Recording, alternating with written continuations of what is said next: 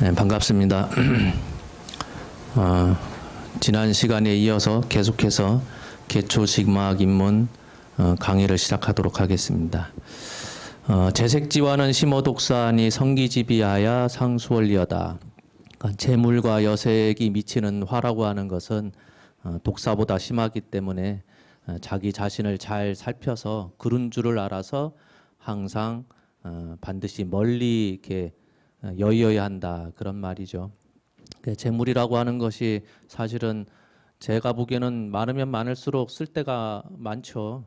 필요에 의해서 갖게 되면 적절히 사용하면 되는데, 옛날 뭐 자꾸 옛날 얘기해서는 좀 그렇지만은 옛날에는 절집안이 참 갖추고 있는 게 굉장히 협소했죠.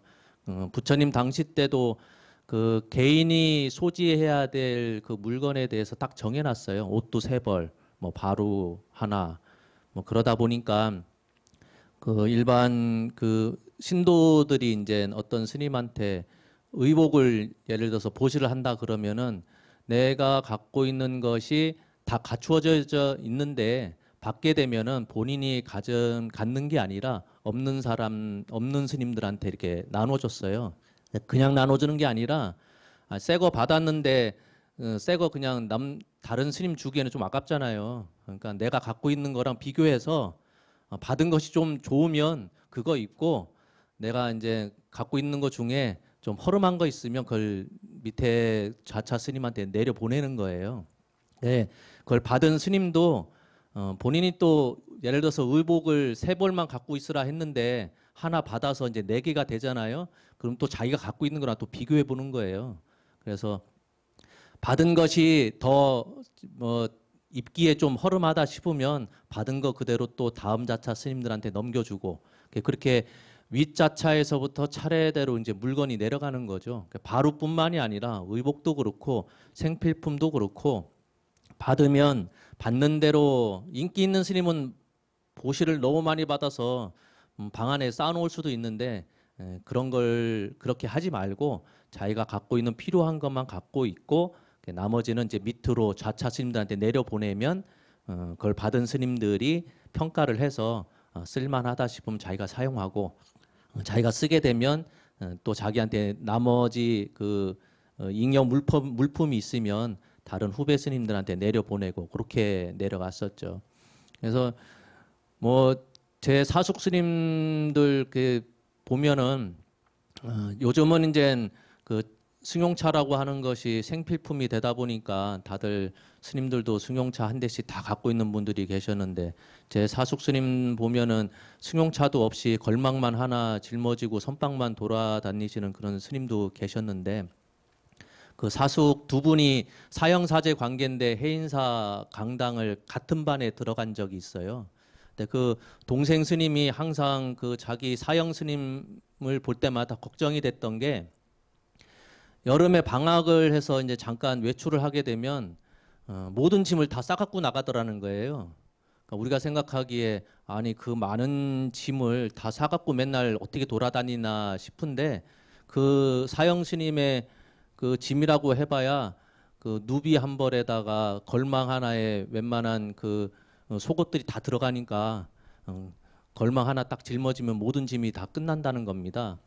그래서 여름에 나가는데도 불구하고 누비는 이제 걸망 안에 집어넣기에 부피가 좀 크니까 그 날 더운데도 불구하고 누비 입고 거기에다가 걸망 하나 짊어지고 이렇게 방학을 나가니까, 그 동생인 사제 스님이 볼 때는 모든 짐 갖고 나가니까 방학 끝날 때쯤 돼서 들어와야 되는데 안 들어오면은 이제 그냥 나가는 거니까, 그래서 항상 걱정이 됐다 그러더라고요.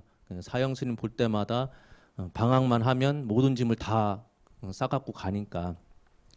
그 스님들의 역할이라고 하는 것은 사실은 그 신도분들이 보시해 준 것을 잘 활용을 해야 되고, 또 물건만 오는 것이 아니죠. 요즘은 금전이 너무 이렇게 쉬우니까 물건을 사다 주는 것보다 필요한 거 사다 쓰십시오라고 해서 그 현금을 많이 드리죠. 그래서 보면은 항상 제가 말씀드리는 바가, 스님들의 역할은 사실은 통로 역할을 해야 된다. 왼쪽에서 받아서 오른쪽에 필요한 사람들한테 이렇게 나눠주는 것이 스님들의 역할이다라고 그 몇 번 말씀드린 적이 있어요. 그래서 옛날부터 그 스님들의 역할은 그 복밭이 되어주는 것이 가장 큰 역할이다. 그 제 노스님이신 설정 큰 스님께 사실은 신도분들이 인사드리러 가면은 용채 쓰시라고 봉투에다가 조금 담아서 드리고 하면은 그 신도분들 얘기를 들어보면은 굉장히 섭섭하대요. 뭐가 섭섭합니까? 하니까 인사드리면서 봉투를 내밀었는데 열어보지도 않고 있다가 딴 사람들이 와서 아쉬운 소리 하면 그 사람한테 줘버린다는 거예요. 자기가 보고 있는데도 그 자리에서 본인이 준 용채를 열어보지도 않고 아쉬워서 그 우는 사람한테 그냥 줘버린다는 겁니다. 그러니까 모를 때 주면 뭐 그런가 보다 할 텐데 내가 줬는데 드렸는데 그걸 눈앞에서 보는 상태에서 너한테 가는 걸 보니까 얼마나 아깝고 또 스님이 나를 좀 무시하나 그런 느낌도 들고 하는데 절대 그렇지가 않죠. 그러니까 큰 스님 성품은 내가 신도들한테 받은 거 누군가가 필요하다 싶으면 그 자리에서 그냥 내어주고 그런 일을 많이 하셨죠. 그래서 옛날에도 보면 선방에서 선방 스님들이 겨울에 감기 걸려가지고 병원에 가야 되는데 꼭 노스님 방에 가서 인사를 드려요. 그럼 그냥 감기 걸렸으면은 병원 가서 약을 타먹던지 주사 맞으면 그만인 것인데 그걸 꼭 노스님 방에 가가지고 이래저래 해서 병원에 다녀오겠습니다 인사를 하면 노스님께서 그냥 보낸 적이 한 번도 없었거든요. 당신 주머니에서 약값으로 쓰라고 이렇게 내어드리는 경우가 많았거든요. 그러니까 그 재미에 들려가지고 선방 스님들이 본인은 안 가면서 아픈 사람 데리고 가가지고 인사를 시키고 그러면은 그 병원 가는 그 한 사람 목만 받으면 될 텐데 끌고 갔던 그 스님도 이제 용돈 받아오고 규재미로 가는 것인지는 모르겠으나 그래서 그 어른 스님들이 그 설정 큰 스님께서 맨날 하시는 바가 그런 역할이었어요. 신도들한테 받은 용채 잘 모아뒀다가 선방 스님들 병원 간다 그러면은 이렇게 다 나눠주고 또 아쉬운 스님들 말사에 사는 비구니 스님들 오셔가지고 힘들다 하면 사찰에 보태스라고 나눠주고. 근데 그게 그 큰 스님의 몫이면서도 사실은 그게 스님으로서 수행자로서 잘하는 역할이거든요. 왜냐하면은 보시한 사람들의 복덕을 더 키워주는 그 복반 역할을 하는 게 그런 역할이니까. 그래서 재물과 여색이라고 하는 것은 참으로 그 나의 몸을 망치는 그런 안 좋은 것인 줄을 잘 알아가지고 항상 멀리 그 가까이 둬선 안 된다라는 게 어른 스님들의 말씀이긴 하지만은 실제로 그 보시물을 잘 받아서 적절히 올바른 데 쓰는 것이 사실은 스님들의 큰 역할이라 할 수 있죠. 무연사즉 부득입타 방언하며 방병처하여 부득 강지타사하며 그러니까 무연사 연고 없는 일 없이 다른 사람들의 방이나 집에 들어가지 말고 당병처 이렇게 들어오지 마십시오라고 가려놓은 데 있죠.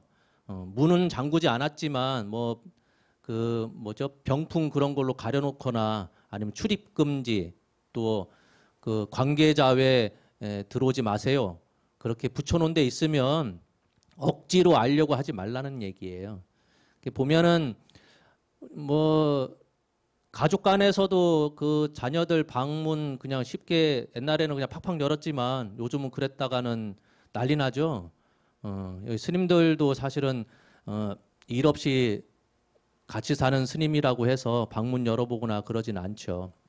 근데 옛날에 산속에 살고 있는데 다른 스님의 사찰에 방문을 한다? 그러면 아니 한참 걸어가서 몇십 킬로 걸어가 가지고 일부러 다른 사람들 사찰에 들어가나 그런 생각을 가질 텐데 그런 게 아니라 그 큰 사찰의 말사 같은 경우는 규모가 조그만해서 그 사찰 하나만 있지만 예를 들자면은 해인사 같은 경우는 산내 암자가 몇 개인지 아세요? 13개예요. 뭐 원당암이니 백년암, 뭐 구기람, 뭐 희랑대, 지조감, 뭐 홍제암, 홍제암 옆에 그 뭐죠? 용탑, 뭐 길상사부터 해서 그 해인사 안에 그 산내 암자가 13개나 됩니다. 그리고 해인사 큰절 안에 사실은 그 선원도 있고 유런도 있고 그다음에 또 뭐죠? 강원도 있고 그러다 보니까 선원체 자체가 우리 영탑사보다 더 커요. 그러니까 사찰 안에 사찰이 있는 것과 마찬가지죠. 그러니 같은 공간에 살더라도 그런데 기웃기웃 거리지 말라는 얘기예요. 통도사 같은 경우도 통도사는 산내 암자가 더 많습니다. 몇 개냐면 17개예요. 통도사는 산문 폐쇄도 먹고 살 수 있는 사찰이에요. 왜냐하면은 사찰 안에 논밭이 다 있습니다. 그래서 자급자족이 가능한 사찰이 제가 생각하기에 통도사밖에 없는 것 같아요. 통도사 안에는 뭐 땅도 넓지만은 평지거든요. 영축산이라고 산이 있긴 하지만 그 안에 평지가 많아서 논밭도 엄청 큽니다. 그래서 옛날부터 자급자족이 가능했죠.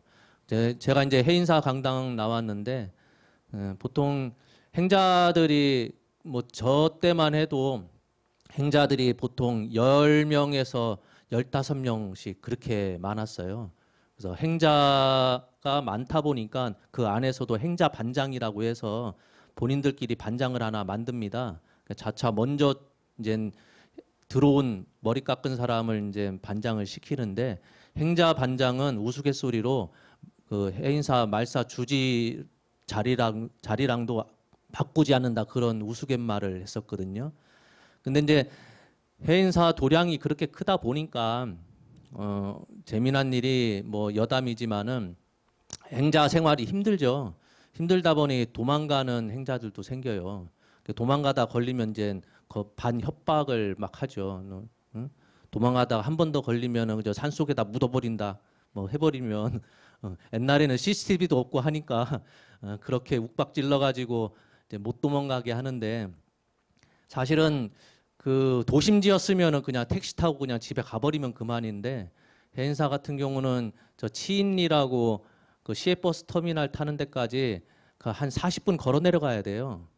그리고 그 버스 정류장에서 이제 가야 거쳐가지고 고령으로 나가는데 길이 외길입니다.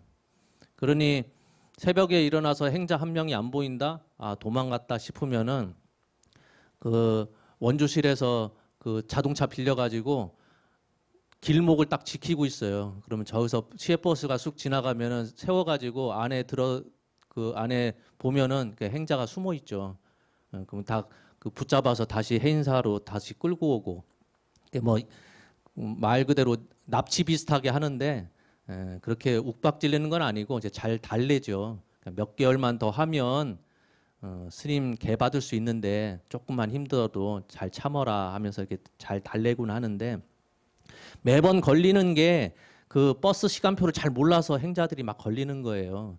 몇 번 하다 보면 이제 노하우가 생겨서 머리를 얼마나 쓰냐면은 당일날 새벽에 도망가는 게 아니라 그 전날 밤에 일단 치인리 마을로 내려가요.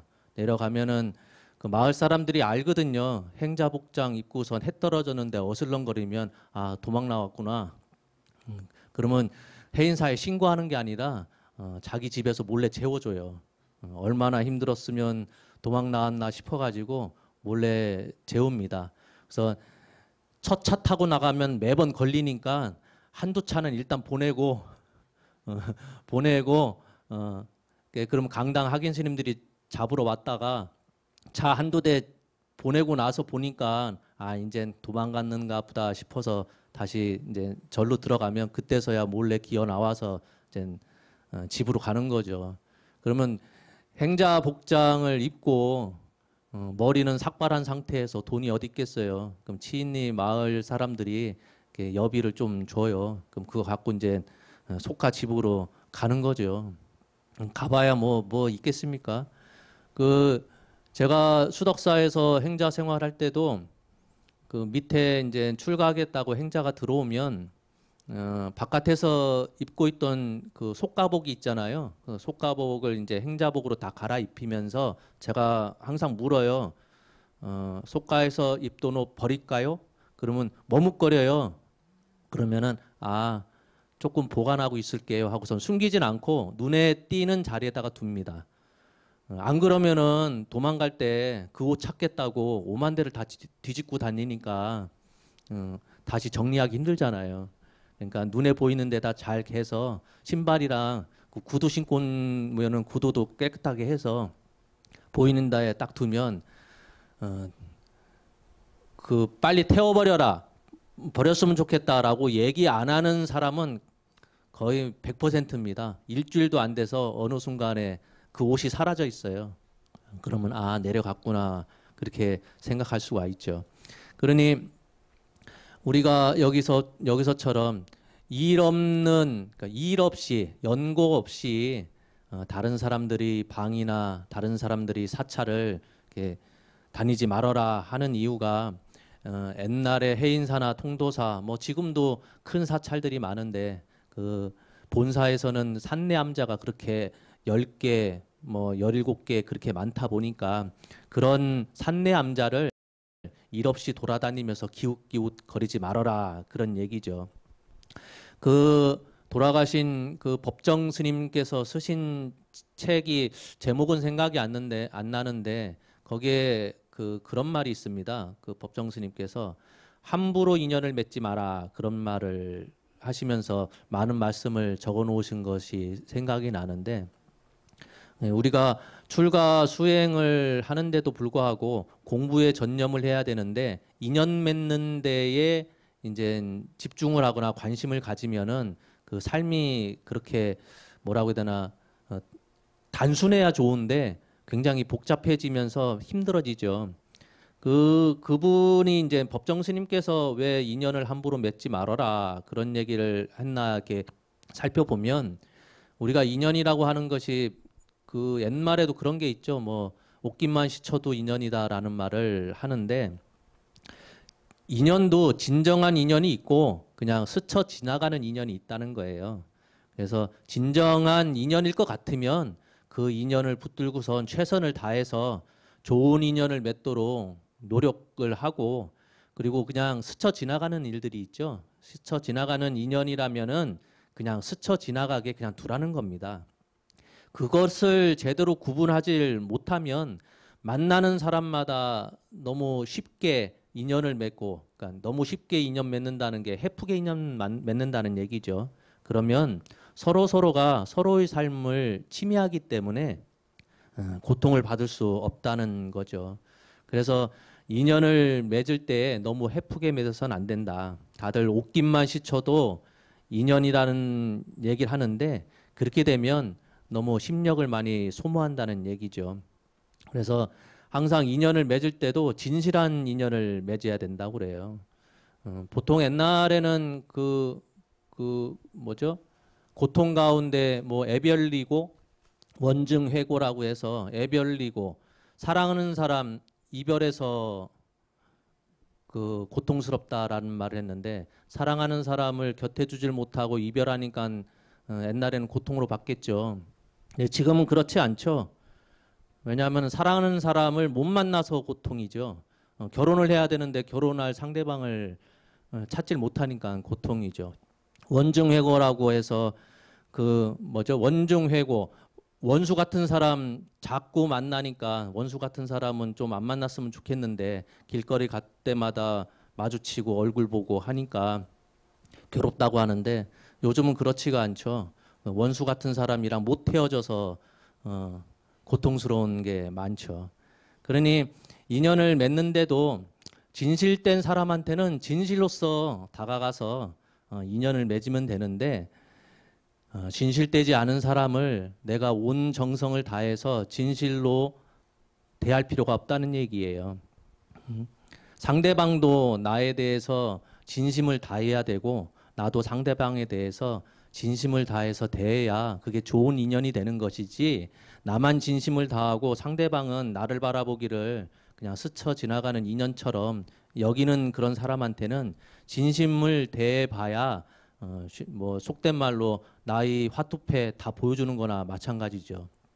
그래서 옛날에는 뭐 기쁨을 나누면 기쁨이 두 배가 되고 슬픔을 나누면 슬픔이 반으로 준다 하지만은 지금은 다 바뀌었죠.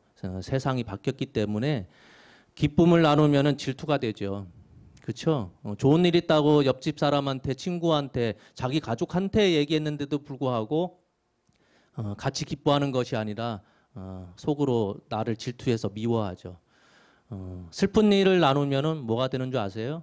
나의 약점이 돼요. 그러니까 나한테 힘든 일, 안 좋은 일이 있을 때 절에 와서 저한테만 얘기해야지, 가족들이나 다른 친척들이나 친구들한테 나 힘든 일이 있어 그렇게 얘기하면은 위로를 해주는 척하면서 너 한번 보자 해서 그게 약점이 되거든요. 뭐 다 그런 사람들이 있는 건 아니겠지만 세상이 달라지다 보니까 그렇게 기쁨을 얘기했는데 질투로 나를 대하고, 내가 힘든 일, 슬픈 일이 있을 때 그것을 토로했을 때 그걸 약점 잡아서 나를 공격하고, 그러니 인연을 맺을 때 서로 도움이 되는 인연이 있는가 반면 또 어떨 때는 서로가 상처되는 인연이 있죠. 그러니 여기서 그 무연사즉 부득 입타 방언하라, 당병처하야 강지 타사하라, 억지로 부득 강지 타사해라. 들어오지 말라는 데는 안 들어가면 되는 거고, 보지 말라고 가려놓은 데는 안 보면 되는 거예요. 근데 사람들이 보통 가려놓으면은 더 열고선 그 내용물이 뭔지를 알려고 하는 사람들이 많죠. 그럴 필요가 없다는 거예요. 호기심이 나쁜 건 아닌데 사람들이 좀 안 봤으면 좋겠다, 몰랐으면 좋겠다라고 이렇게 가려놓은 데는 굳이 알려고 해서는 안 된다, 그런 얘기죠. 비유길이여든 부득 세완내이하며 임관수하야 부득 고성채타하며. 비유길이여든 부득 세완내이. 그러니까 자꾸 옛날 얘기해서 그렇지만은 지금도 그 선방이나 강원이나 단체 생활을 할 때 삭발을 아무 때나 하질 않습니다. 보통 제가 해인사 강당 나올 때도 그 보름에 한 번씩 삭발을 했어요. 보름에 이제 초하루 전날이라든가 보름 전날에 삭발을 했죠. 삭발하면서 그때 빨래도 하고 그랬어요. 근데 이제 비6일, 6일이 아니면은 내일을 빨지 말아라. 그러니까 세탁물 그런 거 빠지 말아라 라는 이야기인데, 6일, 16일, 26일 그때만 이렇게 삭발을 하고 그 세탁물이 있으면 그때 세탁을 해라, 그런 뜻이죠. 왜 그러냐면은 지금이야 뭐 물만 틀면은 수돗물 콸콸콸 나오니까 언제든지 자기 방에 화장실, 세면대 다 딸려 있으니까 쉽게 했었죠. 근데 뭐 지금도 그렇지만은 큰 절에 가보면 방마다 그렇게 그 세수할 수 있는 세변대가 있질 않고 방을 벗어나서 바깥에 세면장이 따로 있죠. 따로 있다 보니까 그렇게 매일 나가서 그 샤워하고 뭐 옷 빨고 하는 것이 여의치가 않아요. 제가 언제죠? 2013년도인가? 그 문경의 봉암사 아시죠? 그 선방에 그 겨울에 이제 정진을 하게 됐는데, 그때 다들 모였을 때 입승 스님이 당부를 한 게 있어요. 거기도 이제 방마다 세면대가 있는 것이 아니라 목욕탕처럼 이렇게 세수할 수 있는 그 세면 공간이 따로 있는데, 그 안에 그 전기 차단기가 그 안에 있었는가 봐요. 그래서 한겨울에 이제 뜨거운 물로 샤워를 하면 그 수증기가 막 발생을 하다 보니까 그 차단기가 자주 떨어졌어요. 그러니 그 입승 스님께서 9시에 보통 잠 자라고 이렇게 하는데 9시 넘어서 이제 샤워를 하다가 차단기가 떨어지고 막 하니까 부탁을 하더라고요. 그 낮에 웬만하면 낮에 좀 씻고 밤에는 그 샤워를 좀 안 했으면 좋겠다. 뜨거운 물 수증기 때문에 차단기가 자꾸 떨어지니까. 근데 이제 매번 그 시간에 샤워하는 스님이 계셨는데 그분이 이제 어쨌든 그분만 샤워를 했다 하면은 차단기가 뚝뚝뚝 떨어지니까. 근데 그분 빗대어서 얘기를 했는데 웬걸 그 스님이 그 얘기 듣고선 샤워를 안 했을까요? 한겨울인데 뜨거운 물로 안 하고 냉수로 차가운 물로 샤워를 하더라고요. 그러니까 본인은 이제 자기 전에 항상 샤워를 하던 버릇이 있다 보니까 하긴 해야 됐는데 뜨거운 물로 하면은 수증기 때문에 차단기가 자꾸 떨어지니 자기 딴에는 그래도 차단기 떨어지지 않게 하겠다고 한겨울에 찬물로 냉수로 샤워를 하더라고요. 그러니 뭐 옛날에는 이렇게 날짜를 맞춰서 보름마다 삭발을 한다거나 아니면 열흘마다 삭발을 한다거나 요즘은 이제 계속 시간이 줄어들어서 일주일마다 이제 삭발을 하고 그러죠. 삭발을 하면은 사실은 그날 그 원주 스님이 뭐를 내냐면은 그 찹쌀로 찰떡을 만들어서 내요. 왜 그러냐면은 이게 그 면도기로 이제 이렇게 머리를 삭발을 하면은 이게 사람들이 다들 예민하다 보니까 상기가 된다 그래요.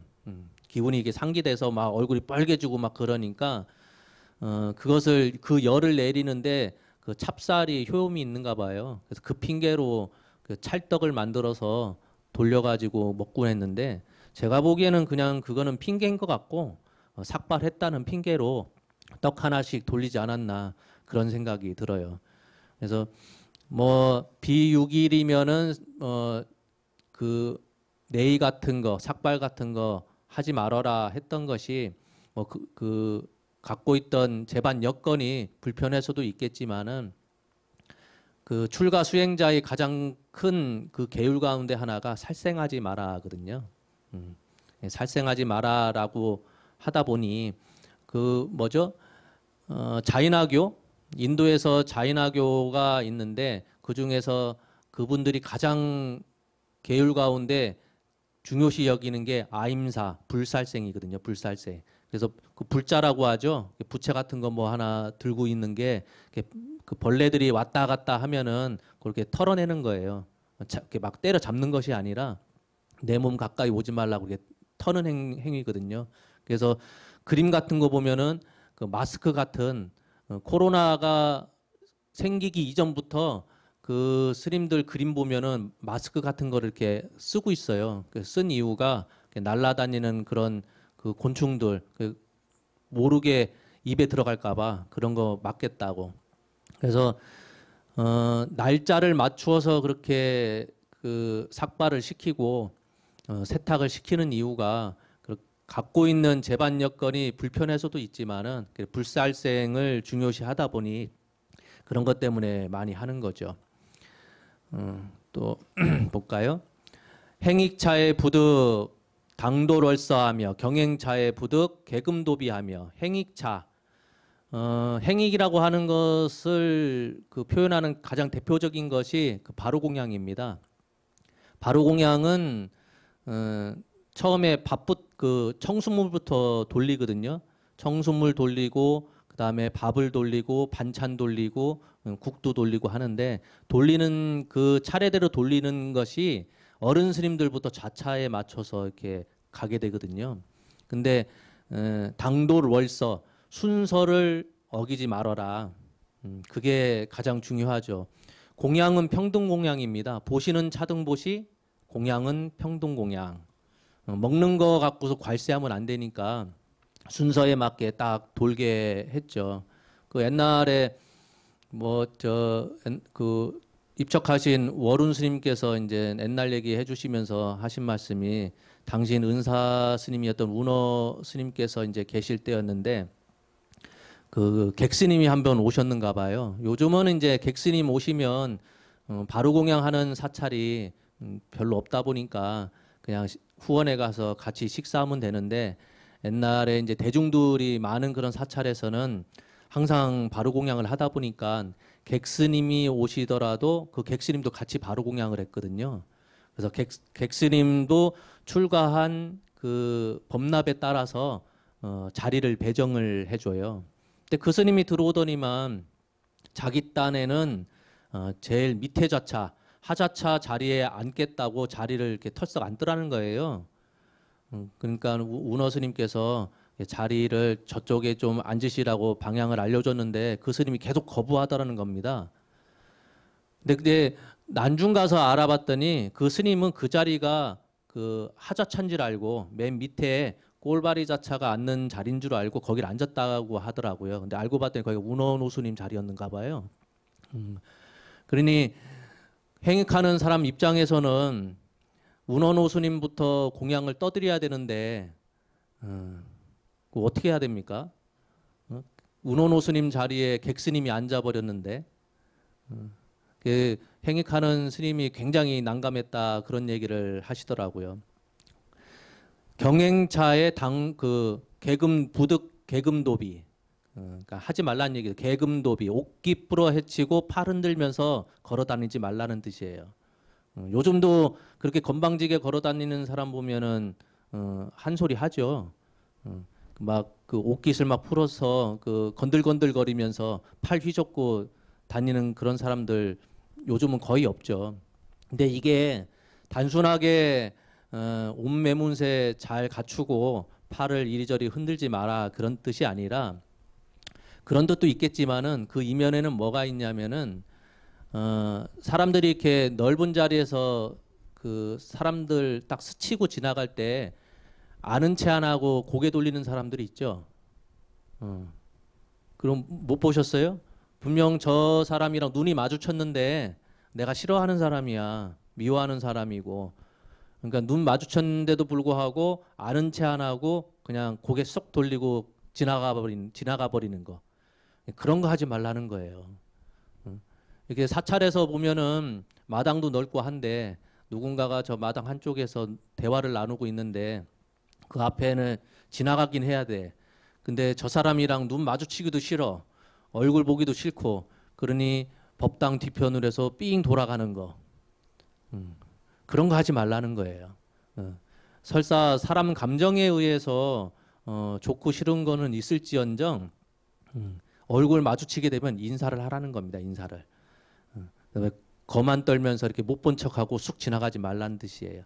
그러니까 뭐 글자 그대로 보면 옷깃 막 이렇게 엉망으로 하고 팔 휘젓고 다니면서 그렇게 다녀서는 안 된다라는 뜻도 있는데 그 이면에는 사람 얼굴 봐놓고선 못 본 채 훅 지나가는 거, 사람 무시하지 말라는 거예요. 요즘 뭐 학교 폭력이니 왕따니 그런 것처럼 절집안에서도 그런 비슷한 게 있었는가 봐요. 싫은 사람은 어쩔 수 없이 싫겠죠. 그러니 그 사람 얼굴 마주치기 싫어서 빙빙빙 돌아다니고 피해 다니고 그런 사람들도 있었는가 봅니다. 언담차에 부득 고성희소하며 비오사오든 부득 추러 문해니라. 대화를 나눌 때 고성희소하지 말라. 큰 소리 내면서 깔깔거리면서 그렇게 이야기하지 말라는 거예요.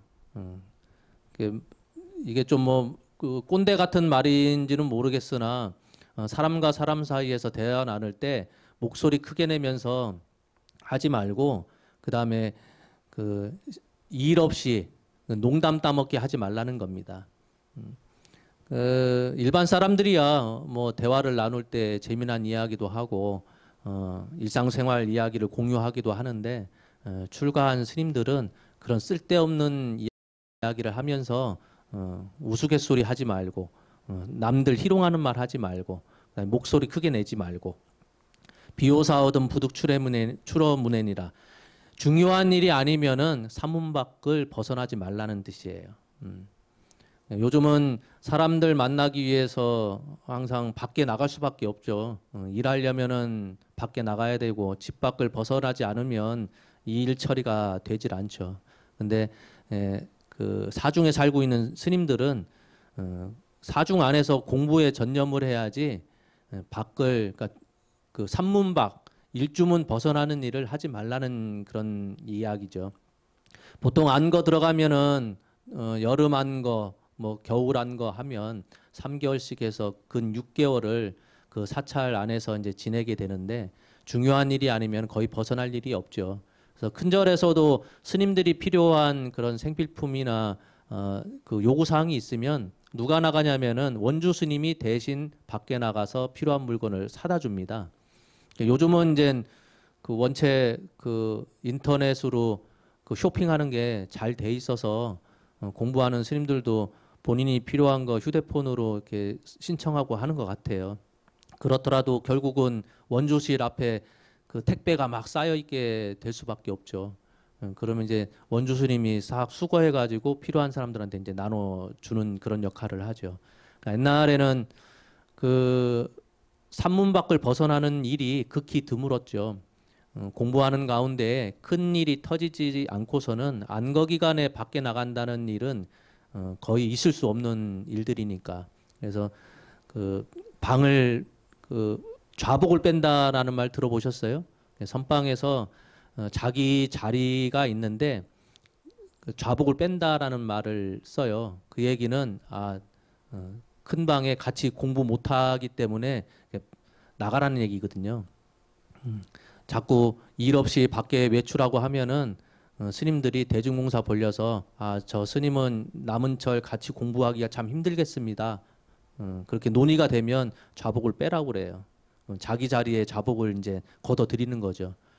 그러면 그게 말 그대로 퇴방이에요, 퇴방. 대중생활 하는데 좀 멋스럽게 행동을 하니까. 오늘 개초신막 입문 가운데 세 번째 시간 맞이하면서 몇 가지 이야기를 했습니다. 들어보시면은 여러분들도 느끼겠지만은 일상생활에서 그냥 당연히 지켜야 될 것들을 얘기하는 바도 있고 또 시대에 좀 맞지 않는 이야기도 있죠. 그렇지만은 공부하는 사람들 입장에서 지키면 지킬수록 나한테 도움이 되는 그런 말들이죠. 다들 이렇게 좀 조심하면서 살면 좋을 듯 하지만 그게 쉽지 않은 이유가 이 세상은 나 혼자 사는 것이 아니기 때문에 그렇습니다. 사찰에서도 스님들이 뭐 한두 명 같이 살면 서로 조심하는 것도 좀 단초라고 하겠죠. 그렇지만은 사는 사람들이 10명 넘어가고 20명, 30명씩 넘어가면 그 가운데 서로 조심하지 않으면 항상 분쟁이 생기기 때문에 이렇게 세세하게 말하는 법, 걷는 법, 그 다음에 행익을 할 때 또 뭐 그 삭발하는 것까지 일일이 뭐 계율 아닌 계율인 것처럼 다 만들어서 조심을 해라 그렇게 당부하는 글들이었습니다. 오늘은 이렇게 마치고 또 다음 주에 연이어서 강의를 시작하도록 하겠습니다. 감사합니다.